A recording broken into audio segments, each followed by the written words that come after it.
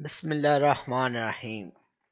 حضرت خالد بن ولید روز ہی طلوع آفتاب کے بعد مکہ سے نکل جاتے، تلوار نیزہ اٹھا کر مشق کرتے۔ یہ سن 602 عیسوی کی بات ہے۔ سالانہ میلہ عکاظ میں لگایا جاتا تھا۔ مختلف فنون اور پہلوان جزیرہ نما عرب کے مختلف علاقوں سے آ کر اپنا جوہر دکھاتے۔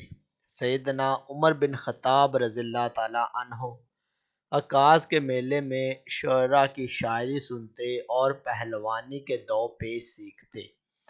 ایک دن ابو جہل نے اکرمہ کو اکھاڑے میں بھیجتے ہوئے کہا، ہے کوئی جو اکرمہ کو شکست دے سکے؟ خطاب وہیں کھڑے تھے۔ ہجوم سے نکل کر کہا، میرا بیٹا عمر۔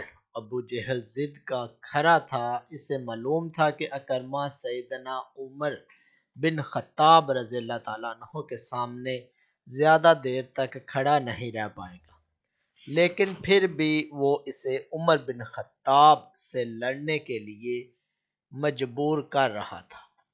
حالانکہ اکرمہ عمر بن خطاب کے ماموں زاد بھائی تھے۔ سیدنا عمر اونٹ ہانکتے ہوئے عکاظ میں داخل ہوئے۔ ابھی داخل ہی ہوئے تھے کہ خطاب دوڑتے ہوئے آئے اور انہیں ہاتھ سے پکڑ کر اکھاڑے کے قریب لے گئے۔ دراز قد جسیم و قسیم عمر کو دیکھ کر اکرمہ کے ہاتھ پاؤں پھول گئے۔ سیدنا عمر بن خطاب اور اکرمہ آپس میں اچھے دوست بھی تھے۔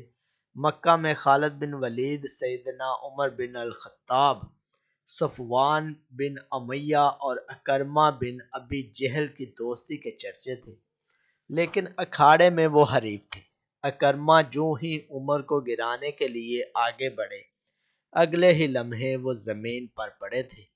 ولید بن مغیرہ نے ابو جہل سے کہا، بانجے نے شکست دے دی۔ ولید بن مغیرہ نے کہا، میرا بیٹا خالد لڑے گا بھتیجے عمر سے۔ خالد بن ولید پہلے تو انکار کرتے رہے، لیکن پھر کچھ سوچ کر اکھاڑے میں داخل ہوئے۔ عمر بن خطاب ایک تو قد میں بڑے، اوپر سے جسیم تھے۔ خالد بن ولید نے کوششیں کی، لیکن انہیں گرانا تو دور ہلا بھی نہ سکے۔ اگلے ہی لمحے بجلی کی سی رفتار سے خالد پشت کی جانب سے عمر بن خطاب کے پیر پکڑ لیے، انہیں زمین پر گرا دیا۔ اسی اثناء میں ان کی پنڈلی پر سخت چوٹ لگی۔ خالد بن ولید جیت ضرور گئے، لیکن اپنے بچپن کے دوست اور پھوپھی زاد بھائی کو یوں نہیں دیکھ سکتے تھے۔ انہیں سہارا دے کر اٹھایا۔ ان کی پنڈلی بہت جتن کے بعد ٹھیک ہوئی۔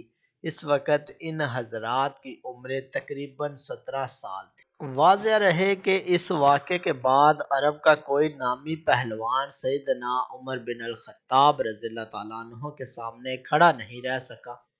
ایک روایت کہ رکانہ جو اس وقت کا عظیم پہلوان تھا، ایران و روم کے بڑے بڑے پہلوانوں کو شکست سے دوچار کر چکا تھا، رکانہ کو عکاظ کے میلے میں شکست دے دی تھی۔ یہ نبوت سے 2 سال قبل کا واقعہ ہے۔